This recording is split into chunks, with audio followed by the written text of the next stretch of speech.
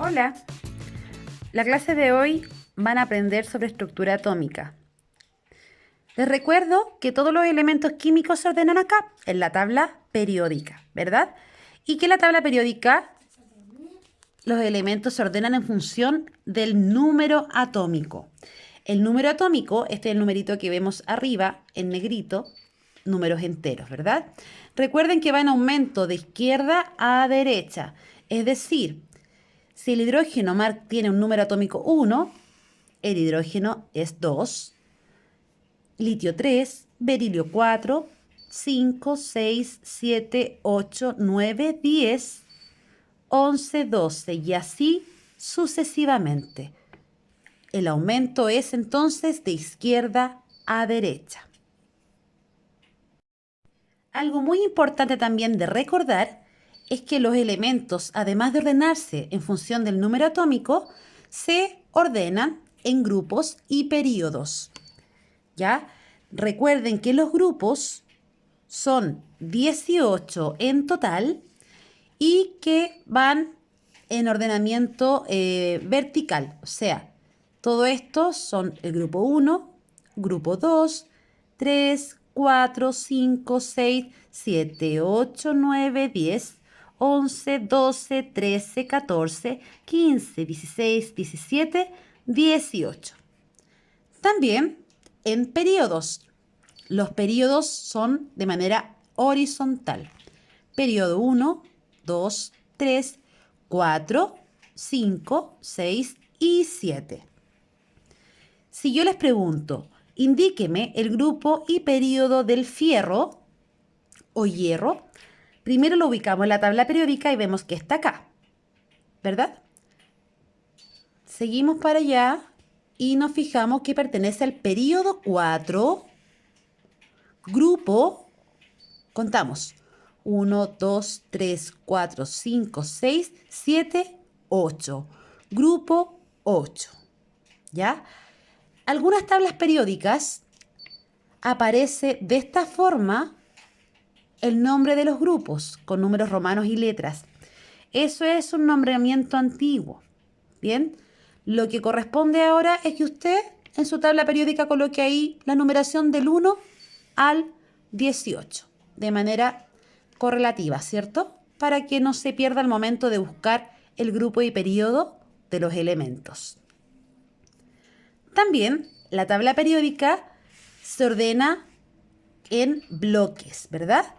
Acá tenemos 4 bloques que están bastante bien definidos y cada uno de ellos tiene un nombre.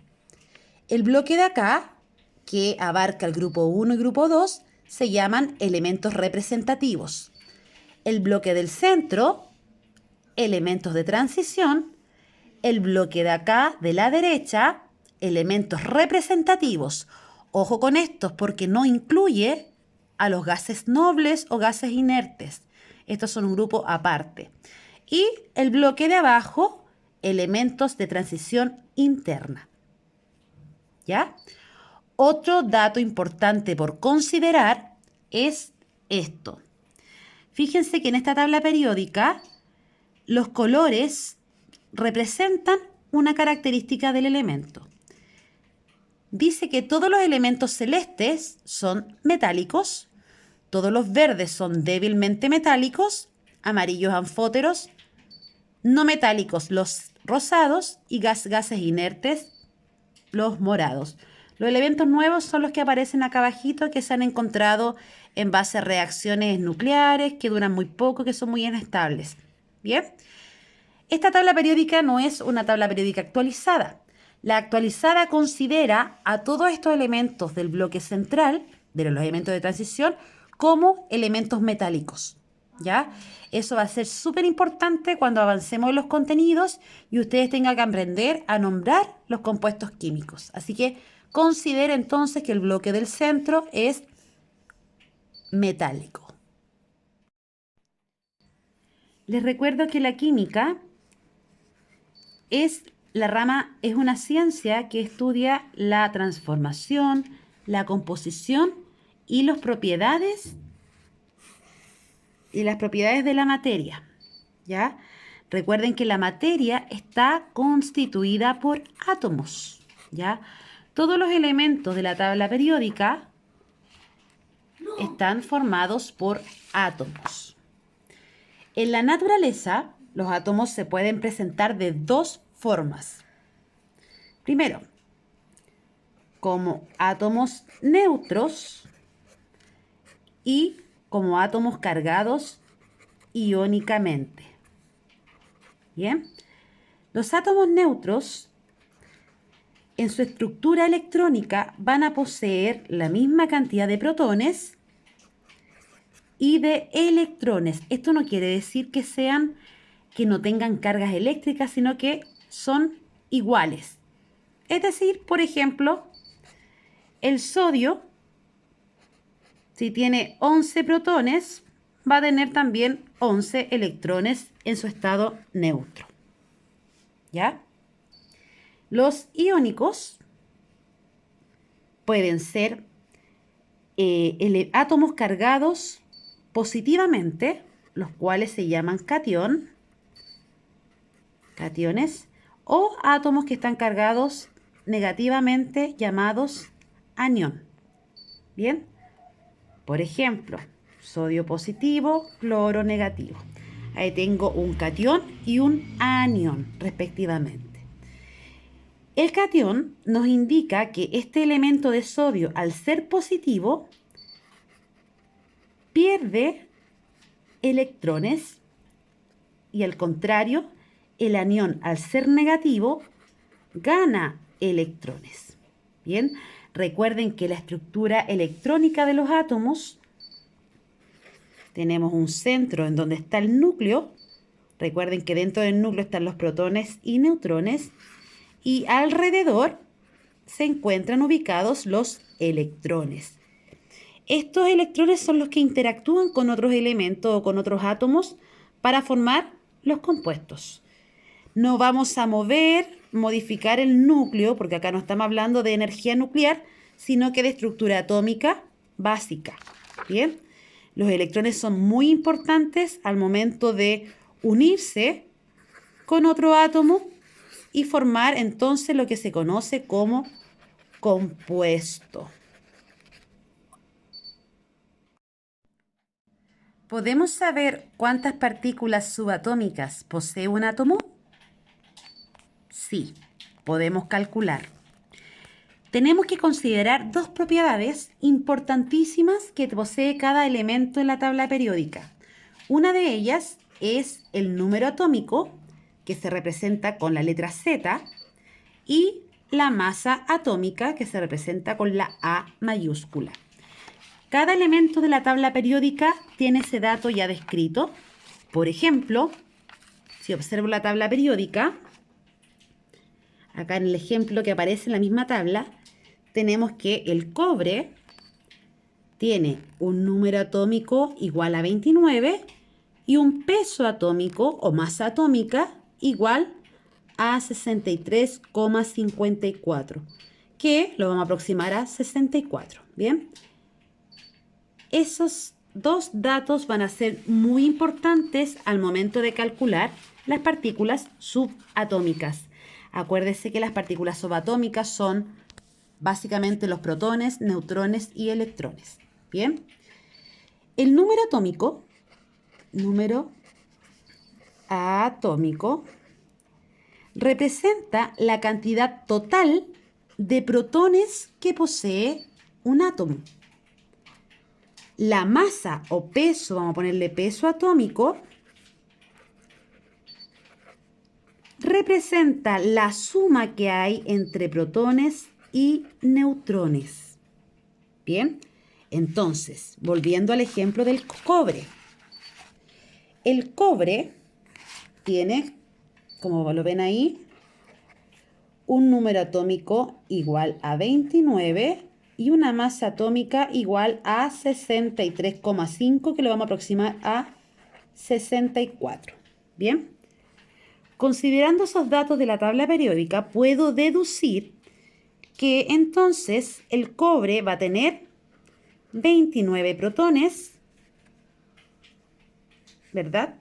Y como sé que la masa atómica, como lo escribimos acá, es la suma entre protones y neutrones, ¿cómo puedo sacar la cantidad de neutrones? Restando. ¿Qué voy a restar? La masa atómica, o sea, 64, lo voy a restar con la cantidad de protones. Es decir, si tengo la fórmula que dijimos es A es igual a protones más neutrones, solamente reemplazo. Pongo 64 es igual a 29 más neutrones, que viene siendo nuestra incógnita, ¿verdad? Como acá hay una suma, este número pasa restando. Es decir, ¿cuánto sería 64 menos 29? 35. 35 es igual a n, que viene siendo los neutrones. Bien. Aprendimos a calcular la cantidad de protones, la cantidad de neutrones. Pero ¿qué pasa con los electrones? Aquí es donde yo debo tener mucho ojo porque las cosas cambian un poquito. Pues debemos considerar si el átomo, como les decía anteriormente, corresponde a un catión o a un anión o a un átomo neutro. En el caso anterior, el cobre es un átomo neutro. ¿Cómo me puedo fijar? Porque las cargas eléctricas se describen en la parte superior del símbolo del elemento. Como no hay cargas, consideramos entonces que es un átomo neutro. En este caso,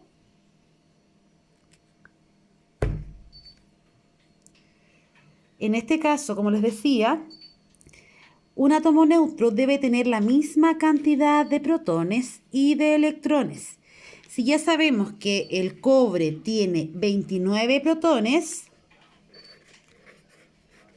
también va a tener 29 electrones. Bien, esto es solo para el átomo cuando es neutro. En el caso de que el cobre esté en su forma catiónica, con cargas positivas, ¿ya? Paréntesis. Hay elementos que pueden ser cationes y hay otros elementos que pueden ser aniones. Hay también elementos que pueden comportarse como catión y como anión. En el caso del cobre, el cobre solamente se puede comportar como catión. Este dato se los voy a dar yo por el momento. Bien. Como el cobre puede comportarse solamente como un catión, recordando que el catión pierde electrones, ya no va a tener la cantidad equivalente de 29, sino que va a perder 2. A esta cantidad total que tenía, suponiendo que era un átomo neutro, le debo restar 2. Nos va a dar entonces 27 electrones. Bien, porque recuerde que el catión pierde electrones. En este caso, perdió 2. Bien. ¿Qué pasa ahora si un elemento es un anión? Como por ejemplo el cloro. ¿Ya? Cuando el elemento es un anión, recordemos que el anión gana electrones. ¿Ya? ¿Cuántos electrones ganó el cloro en su estructura? 1. Ese 1 yo lo puedo representar con un signo solamente o bien colocando el numerito ahí. ¿Ya? Gana un electrón. Si vamos a la tabla periódica y vemos el número atómico del cloro, ¿se ve? Ahí se ve.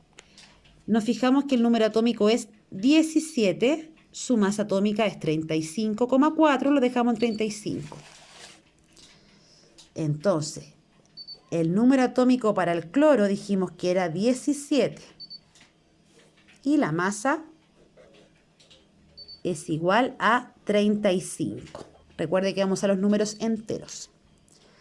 Si suponemos que el cloro es un átomo neutro, debiera tener la misma cantidad, ¿cierto?, de protones y de electrones.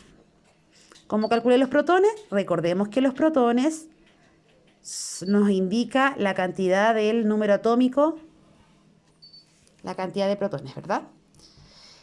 Pero como ahora el cloro no es neutro, sino que es un anión, y el anión gana electrones, esta cantidad se la debo sumar para saber cuántos electrones en total posee el cloro aniónico en su estructura.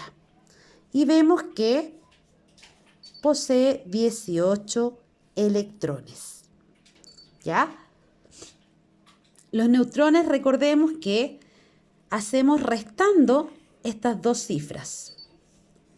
Restamos 35 menos 17 y obtenemos que los neutrones son, en total, ¿cuánto es? 35 menos 17,